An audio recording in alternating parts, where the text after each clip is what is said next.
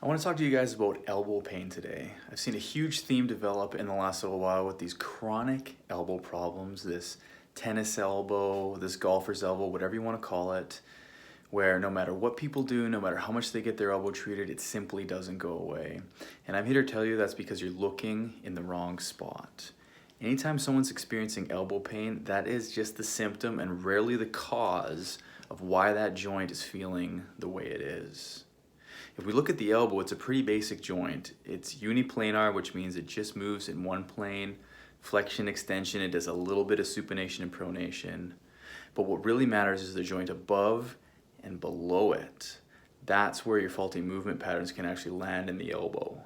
So let's take a look at the wrist first. If we look at the wrist, it's multiplanar, right? It flexes, it extends, it rotates, it radially and ulnar deviates. It's got a lot of motions going on there. And I was always taught that straight is strong. So anytime your wrist is in a flex position or an extended position for many times or reps or durations, that stress can actually land on the elbow, because if you know anything about the wrist, it's that those flexor and extensor muscles of the wrist, they originated the elbow.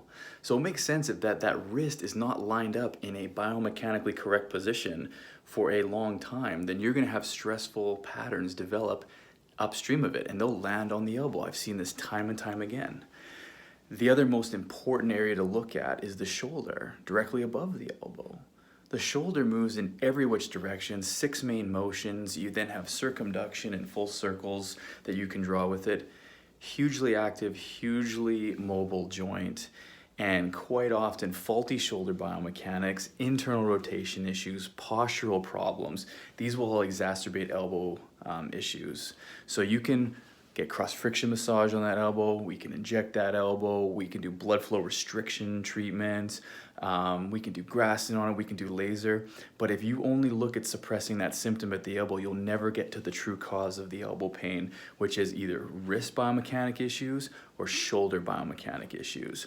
So the next time you get your elbow assessed, make sure people are looking above and below. I see this often in my practice. People just had certain things done to their elbow only. Nobody actually addressed the wrist. Nobody actually addressed the shoulder. You're missing a huge part when that happens. So I make sure to always look above and below. That's how I was trained. I was trained by some of the best in physical medicine, and they always taught me to look above and below. And I've seen this before. I had this issue myself. I do a lot of injection therapies in my practice. And for a while, I was injecting with my wrist in an extreme flex position, caused horrible elbow pain for months. Even just getting out of bed, flicking the covers off, trying to grab a plate at the gym and pinch between my fingers. Just day-to-day stuff became horribly uncomfortable just because of a faulty biomechanic. And it took me a while to figure it out, but then as soon as I started pulling on the syringe with my wrist straight, the pain was gone.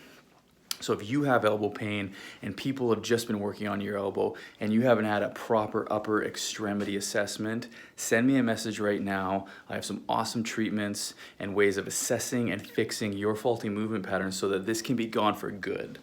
I'm tired of people saying they've had elbow pain for 3, 6, 8 months. No more of that. It stops right now.